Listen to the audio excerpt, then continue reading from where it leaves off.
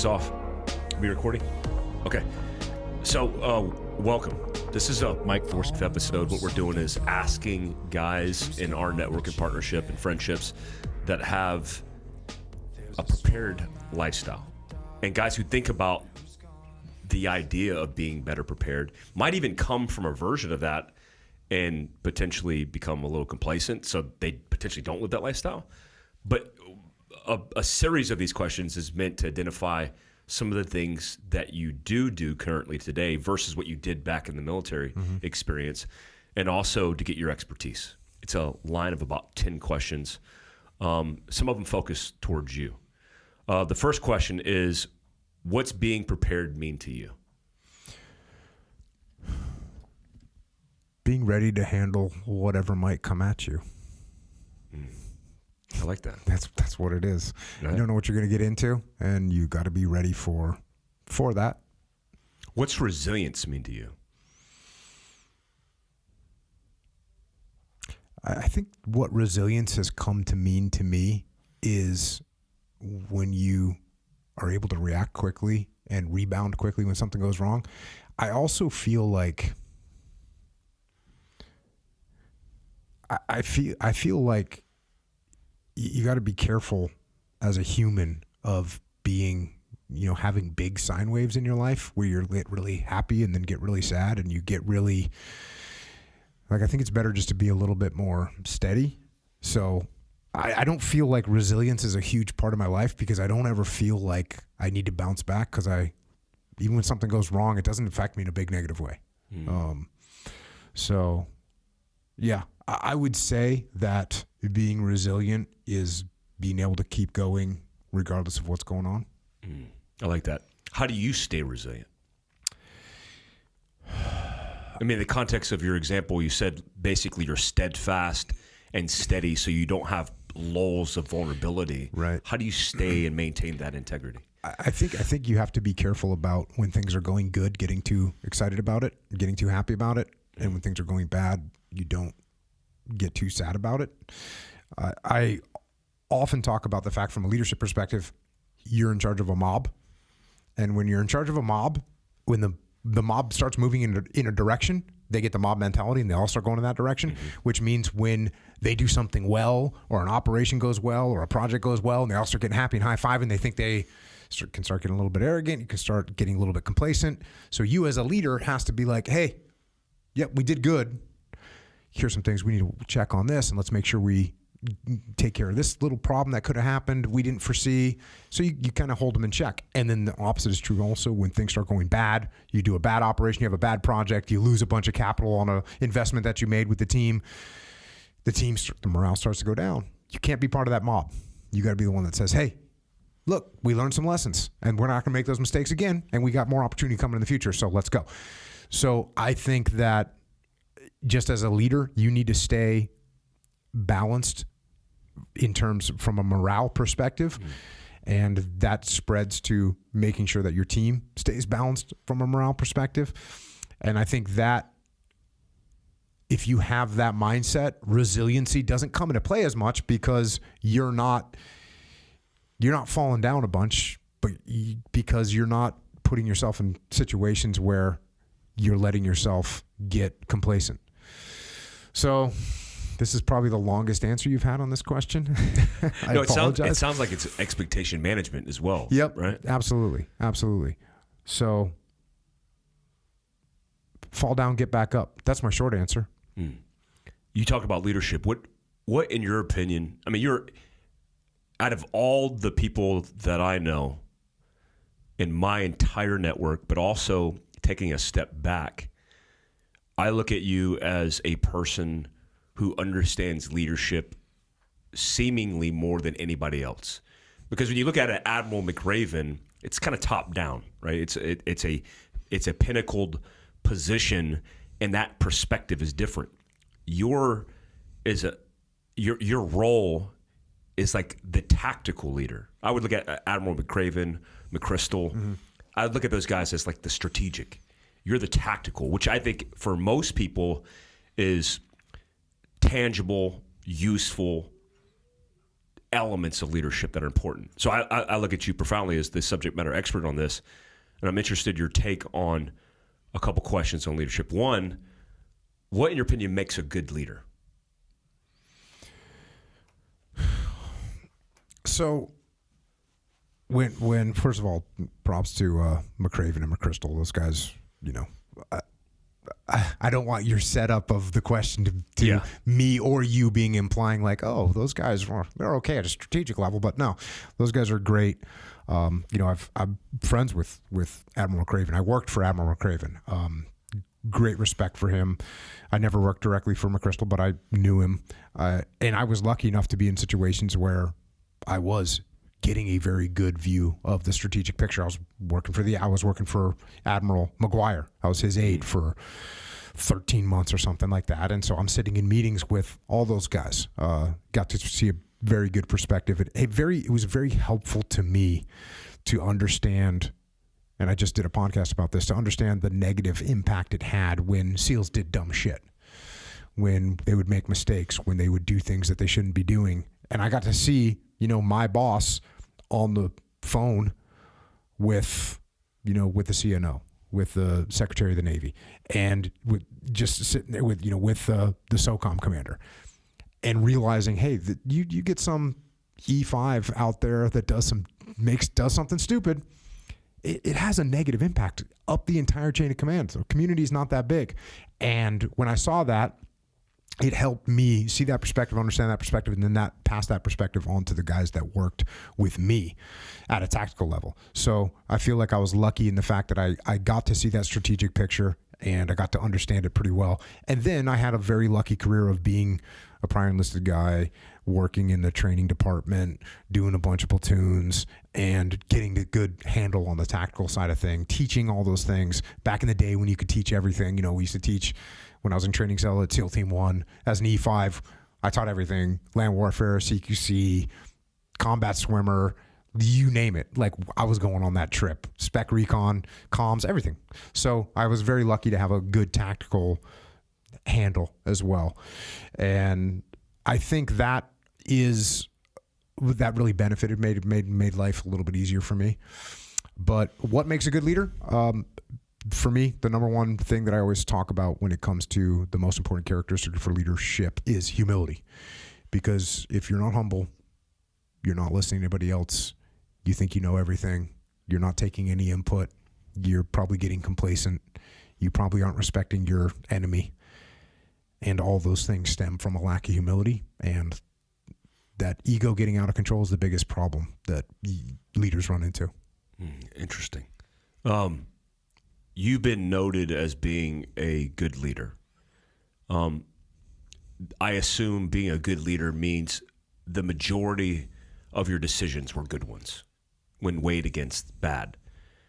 Out of all the decisions that you've made, is there any decision that's a bad one that stands out to you as a lesson learned that's valuable both in your profession and your personal life?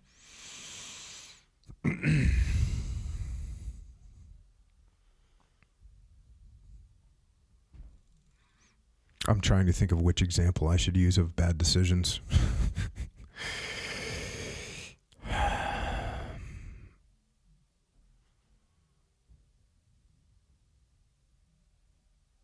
You know, in the book Extreme Ownership, I wrote about having a blue-on-blue fratricide. And we spent a bunch of time.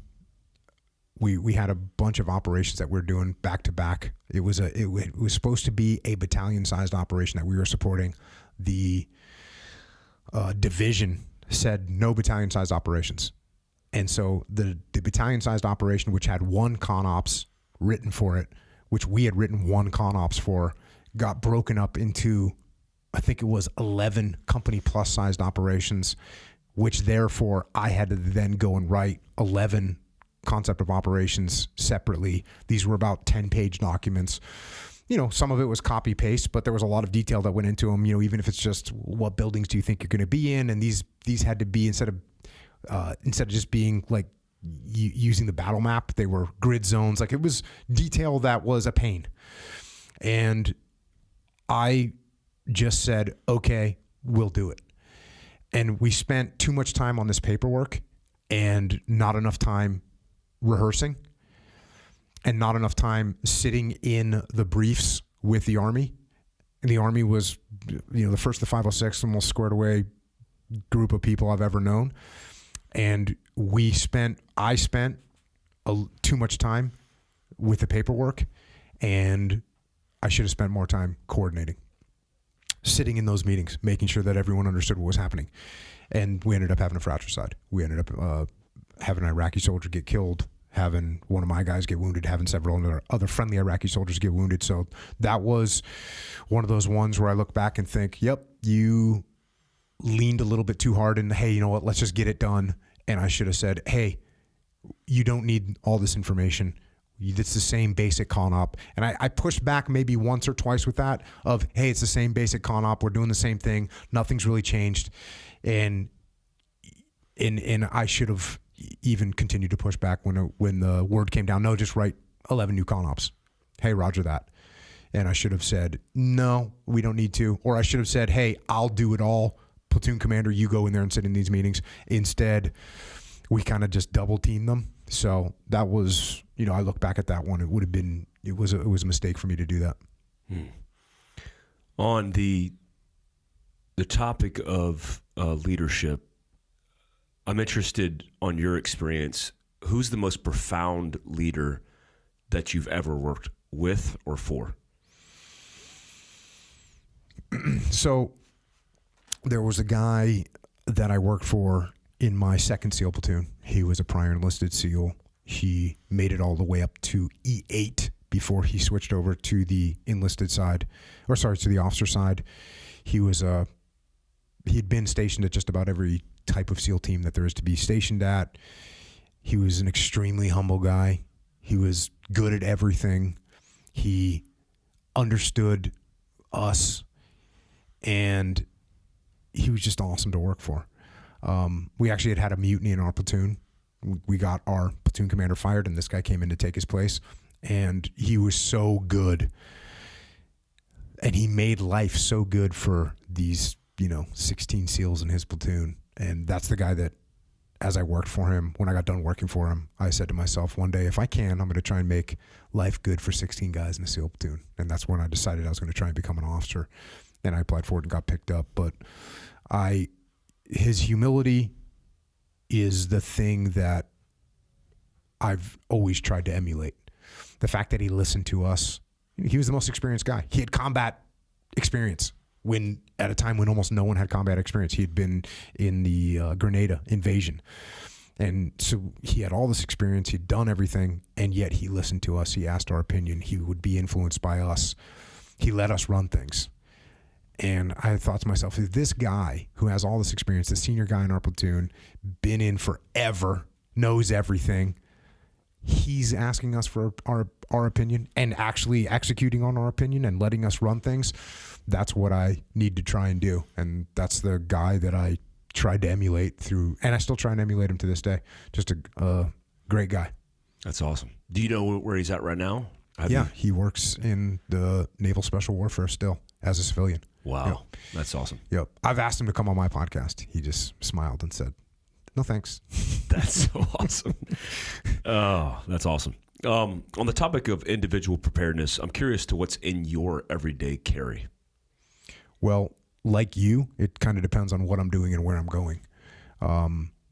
So I'm going to make an assessment on what I'm doing and where I'm going, and then I'm going to, put together or pull out whatever EDC I'm going to need. You were just on my podcast, and I was talking about flip-flops, which is, I know I had Pat Mack was on, or he'd done something about flip-flops, and I mentioned my daughter was asking me what are things that I would not want to live without, and I had to put flip-flops in there because I wear flip-flops all the time. But when I think about the assessment that I make of what I'm going to do and where I'm going to be, and I think I said on the podcast we just did, if I'm going to be like 50 meters from my zone, which is either my vehicle or my gym or my house, I'm not wearing flip-flops. Like I even said on that podcast, like you can't gut through some sprint across the gravel and then do anything, right? You can get to I can get to my gym where I know I'm going to be good to go. I get to my house where I know I'm going to be good to go. I get to my vehicle.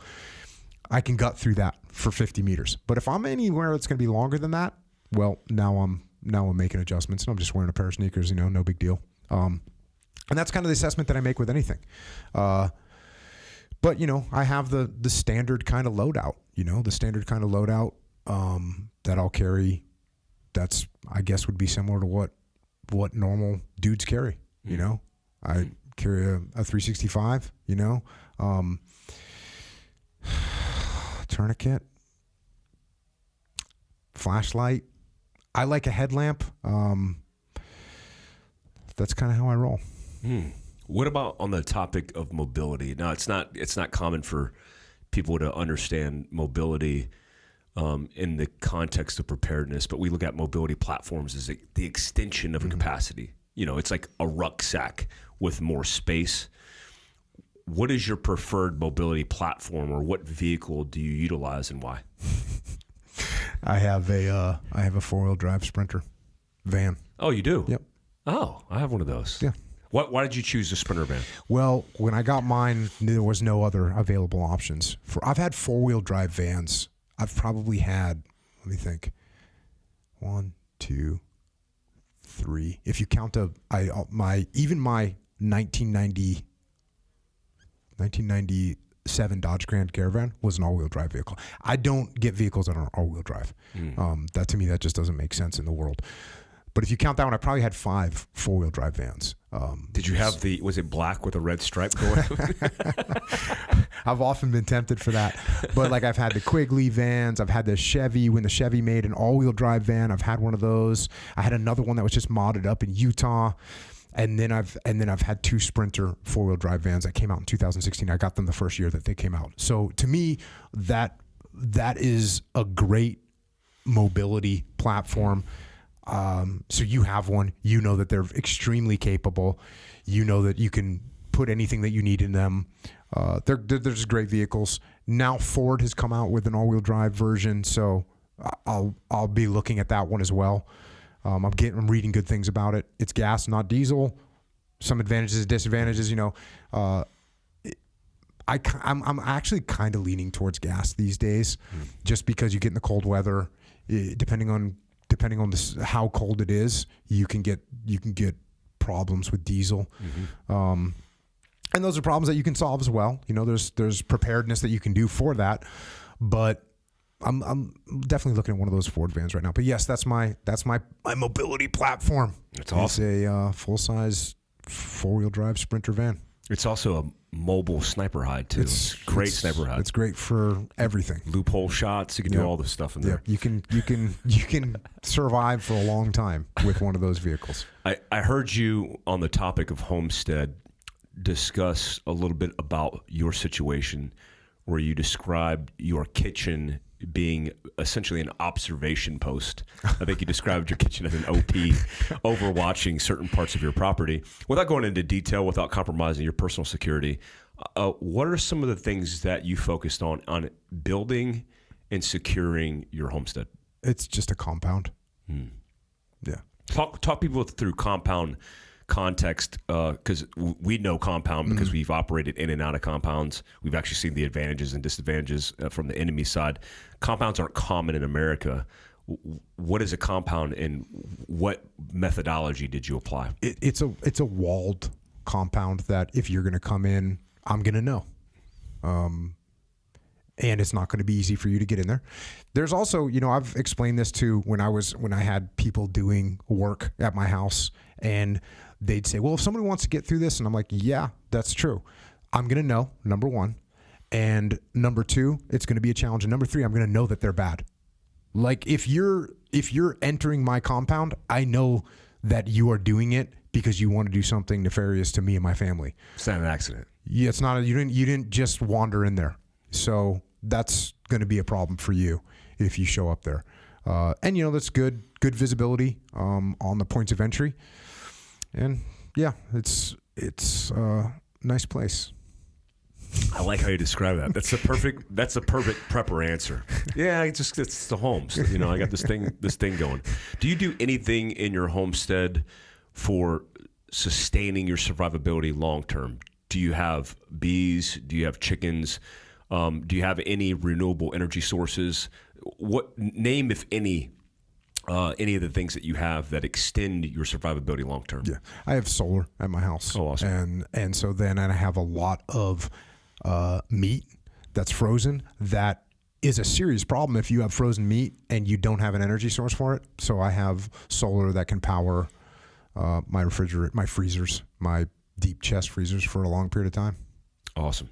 What's the number one thing you would recommend for somebody who wants to live a more prepared lifestyle as a start point? Is it jiu-jitsu, hunting? I always recommend jiu-jitsu to everyone for all reasons. and definitely, no doubt, it's very important to know how to defend yourself. It's really great for your physical activity. It's really good for your confidence. It's really good for meeting cool people that are into at least one thing that you're into. So yeah, train jiu-jitsu if you can train jiu-jitsu for sure. I think, just doing the podcast and reading your book, and then the conversation that you and I had today, there's a level of understanding that you and I we grew up in, because you and I both entered the military at a young age, both went into special operations at a very young age. That was my whole adult life. And so what I realized in your book is that, and what you realized, I didn't really think about it the way you did. You realized that we have this and most people don't. You realize that, like, you and I can pick up a pistol and we can shoot. Like we could shoot. We can shoot. You and I can see a combat trauma situation and we know how to stop the bleeding. We know how to clear the airway. We just know that. I never really thought about it. And you realized, hey, that's not normal. It's not normal to be able to do that. It's not normal, even talking with you today. Like, when I'm walking down the street, I look for what's cover, what's concealment, where's it at? If I get contacted from over there, it's not, and I'm not, I know, I understand. I don't think I'm crazy, because I know it sounds crazy when I say this stuff. And I think when people are crazy, it's when they don't realize how crazy they sound. So I realize I sound crazy. But when I walk down the street and I look around and think, oh, like there's a concrete wall over there that I could easily get behind if there's fire from that direction. Like, those are just normal thoughts. And I think that you and I grew up where we have these thoughts to us are normal. And I don't think a lot of people think like that. So I think just starting to think about these things in all aspects of your life is extremely important. And I think if you are going to be more prepared, I think it's to just simply start thinking more about being prepared than you do right now. Most people aren't thinking about that. You and I, at least, well, maybe I can't speak for you on this, but you run out of water before in the field? Have you ever run out of the water before in the field? Yeah. Have you ever been lost in the field? Yeah. Have you ever had some of your machine gunners go Winchester in the field? Nope. Like, these are things where we had those things happen to us and never want to have them happen again. Mm-hmm. Most people don't have that benefit. Like, you've seen guys get shot. You've recognized the medics saving their lives. So seeing these things and being in these situations, I think, is very beneficial, and it makes us think that way. Whereas in many cases, I think civilians don't. And listen, man, it's 1% of the population. I don't hold anything against people that didn't join the military. Good for you. Go and do something else. But you, unfortunately, didn't get this training. That's all it is training. And so I think getting involved in it, thinking about it, the training piece, this is something that I spent a lot of time doing. I spent a lot of time training people how to handle stressful situations, putting them in stressful situations. You can get better at it. I got to see over and over again individuals that would go from panic, frozen, disaster, not being able to make a decision, not being able to move, to totally competent leaders making things happen. That's a transition that anybody can make. It's a transition that takes time, it takes training, it takes effort. Some people are going to be naturally better at it than others. Some people are going to be naturally worse than others, but it is a skill set that you can get better at. So go and seek out those opportunities. Go and get yourself better. Go and learn. Go and be more prepared. I love that. If given the end of days, how would you fare? The end of days? Yeah. Like apocalypse. Think apocalyptic scenario, civil unrest, the worst case scenario. How would you fare in your current situation? Oh, I would be, I don't know if stoked is the right word, but I would be stoked. Maybe not stoked, but I'd be good to go. Yeah. I'd be very, very, we'd be rocking and rolling. You've been waiting your entire life for this. You don't watch Red Dawn 79 times by the time you turn, 11 and end up not ready for Red Dawn. So, all right, 2 last questions. A little personal. What is Jocko Willink most passionate about today? Helping people out. It's truly what, otherwise I wouldn't be doing anything that I'm doing. I wouldn't be doing anything that I do. Like, I don't have any reason to do anything I'm doing anymore. But the opportunity to help people, the opportunity to help kids, I've written a bunch of kids' books. That's one of the most gratifying things is when a kid writes me a letter, writes me an email, sends me a message, comes by my gym and says, I did my first pull-up yesterday. I got an A on my math test, whatever. That's just awesome. Helping leaders. Got a leadership company and we help leaders. We help organizations. We get to see companies transform from, whether they're losing money, whether they're barely profitable, whether they're getting by, whether they're doing well, but they get to transform into something that's outstanding with an awesome culture of leadership. That's awesome. Doing the podcast, talking through, allowing people to recognize more about history, allowing people through a podcast to understand human nature better. Because that's really essentially what my podcast boils down to is human nature. When does human nature get revealed? Human nature gets revealed in very stressful, very traumatic situations like war. And so when you read about war, when you interview people about war, you can better understand human nature. And when you're better understanding at human nature, it makes you better at everything, interacting with other humans, including leadership, making clothing in America, right? We're rebuilding manufacturing in America. That is, we got 500 employees right now that are learning a skill or exercising their skill. They're bringing manufacturing back to America, making stuff here, as opposed to actual slave labor. Like we talk about slavery as if it was an ancient or historical thing. There's slavery right now. Slavery happening right now.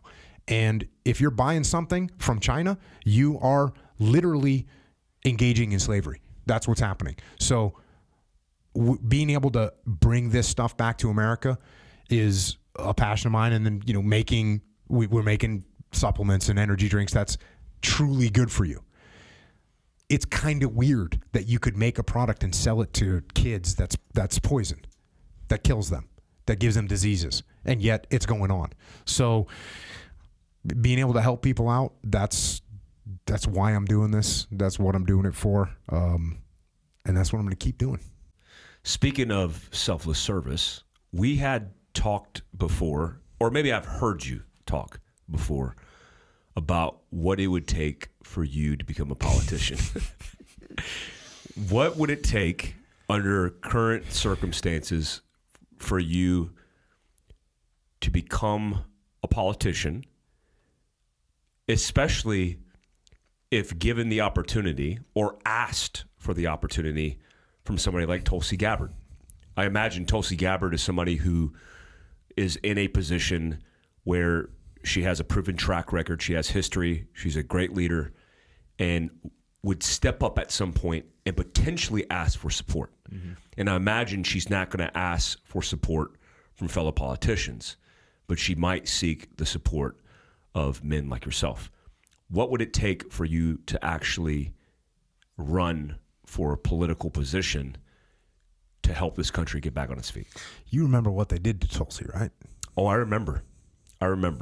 But I also know she's resilient and she's bouncing back. I wrote a book called Leadership Strategy and Tactics, and in that book I wrote about well, let me hear your take on this. You might recognize this. You might not recognize it right now, but when I explain it to you. So people talk about when to make a decision. We talked about some decision making. And one of the things that I learned to do was, if there was something happening, right? There was something going on. My platoon was stagnant, or they were, losing the bubble a little bit. There's confusion. What I learned to do was, I want someone on my team to step up and, hey, everyone, listen up. We're going to go strong point that building. That's what I want. No one's doing it. There's too much confusion. There's too much mayhem. I would give a couple extra seconds and let everyone feel that there's a vacuum, that everyone realizes, oh no, we don't know what's going on right now. No one's making a decision. If you step in too early, there's people that are they're still focused on something else. There's a guy over here and he thinks he knows what he's doing. So everyone, they're not ready for the call to be made. And sometimes you got to wait 3 extra seconds for it to go, hey everyone, strong point that building. That's what it takes. You need that little moment of a vacuum of leadership where people are actually ready to be led. 4 seconds prior to that, they think they know what's going on. They think they have a plan. They're not open-minded about what we're going to do next. So if I look at this in like a grand scale, right now, everybody thinks they know what the good idea is. I mean, that's one of our problems in America right now, is everyone has such a big ego about what they think they know that they don't listen to anybody else. So to try and step into a situation where everyone actually thinks they know what they're doing, all you're going to get if you step in is a bunch of resistance, immediate resistance. So some kind of a vacuum would have to occur. Now, look, we might be pretty close right now to a vacuum. When you look at the candidates that are stepping up right now, there's a lot of people going, really? Is that what we got? They said that last time around too. Really? Is that what we got? But they still got out and fought for those candidates. Still got out and said, yeah, but this is my guy. This is my guy. They still did that because they still thought they understood what was happening. So I think for me to try and get into the political arena, which I have no desire to do, man. I have no desire to do that at all. I don't like that scene. I don't think I have the stomach for it. I don't have any desire to do anything like that. But if there was a vacuum, an audible vacuum that no one knew what to do, or there was such a vacuum of leadership, and I could sense it, then I might say, hey, I need to go.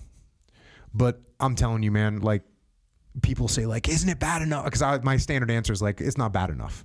When things are bad, if things got really bad, I might step in. And people say, it's bad. Well, how much worse do you want it? I'm like, no, everyone still has a cell phone. Everyone still is eating, like, I'm talking bad. When you asked me earlier about the apocalypse, like, dude, I'm going full warlord in apocalypse. Like, we're taking over. That's no factor to me. I'm looking forward to that. That's what probably my most natural instinct is. Like, it's not to do anything else. Like, there is no better time for me than when I was just in a platoon or in charge of a task unit. That's what I was meant for. So all this other stuff, it's cool. I dig it, but that's my natural habitat. So there's no desire, but there may be a necessity. There may be a necessity. Sure, there may be a necessity. But boy, I hope it doesn't come to that, man. Yeah, I really do. Same. I hope, but I also know, based on the direction we're headed, that we might be in a desperate need for profound leadership. And I think that's the biggest issue we're facing for the future of our country, is the lack of leadership that can get the job done. And when I look at leaders across the entire spectrum of leaders I know in every space and genre, you're on a very short list. And I know I say this, and it's like, we go back and forth. We talk about this, and it's people like it because it's the idea and the concept. But you're an actual leader who's capable because you understand how to lead through people, which is the profound component.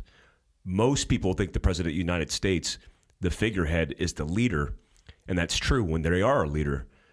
But what makes a profound president or a profound leader of this nation is a person who could lead people to lead the country. Like, one man can't do it alone. And when you look at the current situation, it's like, how much further do we have to slip to an apocalypse before? I mean, it might be too far gone. Like, to protect the democracy at all cost. Last part of that, I'm interested because you said desire versus necessity. I wonder if you were asked by the right people to potentially step up. Like, I use Tulsi Gabbard as an example, but maybe it's not Tulsi. Maybe it's DeSantis. Maybe it's somebody who understands the stakes and they're high. And maybe it's not the highest calling as the President of the United States, but it's somewhere in the administration leading because that's what we need. I imagine if the reason I use the analogy on Glenn Beck's show using you and Tulsi Gabbard, because the key to a great leader of a nation is leading people, but also empowering the right human beings to do that job. Your network, your understanding of what good leadership is, when you take a civilian who's a political 50-year guy who doesn't understand what that is as a leader, you get problems. When you get people who are willing to step up, when asked, would that change your mind?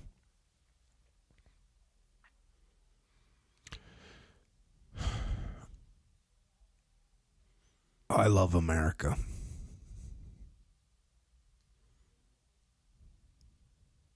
And I would do anything for this country. So I guess if it came down to it, I would do what was asked of me. But man, I hope it doesn't come to that. We'd be in a pretty bad place. And I don't, when you say maybe we're too far gone, I get it. I get it for sure. Man, we've been through some shit, like go to Gettysburg and walk that battlefield and realize that, we killed hundreds of thousands of each other. Even in the late 60s, early 70s, there was police officers getting executed. It was horrible. The Vietnam War just about ripped this country apart.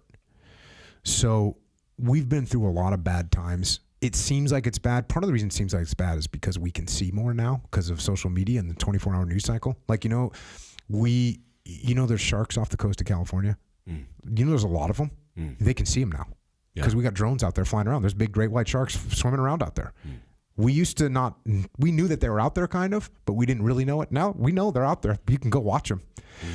So we're seeing a lot of that now.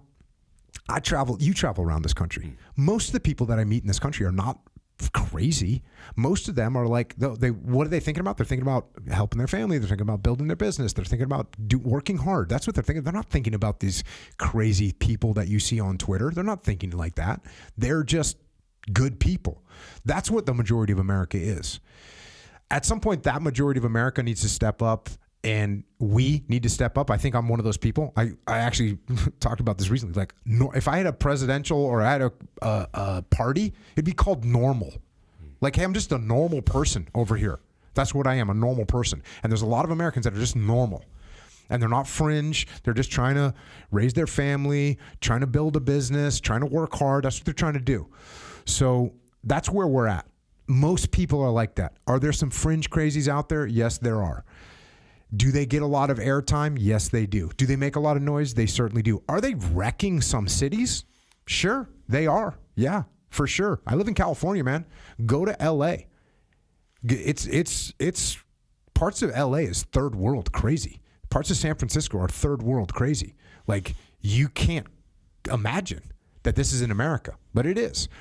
At some point, do the people of LA, the people of San Francisco, look around and say, dude, we've had enough of this shit, right? and California as a whole, California is farmers, man. California is farmers. It's agricultural. It's people that are out working hard every day. That's what California is. And there's a couple cities that are not like that. So I think the louder these loud elements get, and they, you're in a restaurant and the one table over there, they got the loudmouths over there, and you're the waiter and you're like, okay, yep, here's the beer you wanted, here you go. And then they start yelling more and we want French fries. So you get them the French fries and you're trying to take care of them. And eventually you say, you know what, you're freaking out of here. You're ruining this for everybody else. You're gone. I think we'll get there before we have a big bar fight. And guess what? If we have a bar fight, I'm winning. I love that. Let's go with closing thoughts, and where can people find some of your resources for education, mentorship, and some of the things that you talked about today? I've written a bunch of books about leadership. I have a consulting company called Echelon Front. I have a supplement company, JockoFuel.com, EchelonFront.com, OriginUSA.com. We're making everything in America, 100% in America. The source materials are from America. That's what we're doing. We don't support slavery in third world countries. That's not what we're doing. We don't support those countries, by the way. You know what they have for laws around putting pollutants into the air and in the water? They don't have any laws. So when you buy your whatever brand from overseas, they don't care about the earth at all, right? And they might give 1% or 3%, or they might talk a good game. They're not. So go to OriginUSA.com. I got a podcast called Jocko Podcast, and you can find all the stuff at Jocko.com. Get some. That's it, man. Awesome, man. Jocko Willink, thanks so much, man. Thanks, brother. Appreciate you.